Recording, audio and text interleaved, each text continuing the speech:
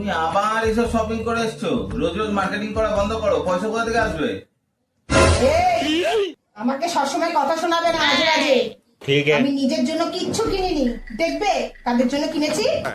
এই দেখো, যে রান্না করে তার জন্য এই শাড়িটা, যে ঘর পোছে তার জন্য এই চুড়িদারটা, আর যে বাসন মাজে তার জন্য এটা। নিজের জন্য কিছু কিনেছি আমি? তা আমাদের বাড়িতে তো কাজের লোক কেউ নেই। হ্যাঁ, কাজের লোক থাকবে কেন? আমিই তো সেই কাজের লোক। তাদের জন্য কিনেছি।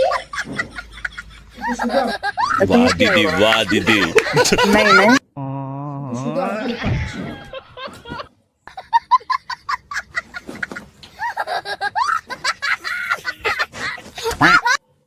बैगन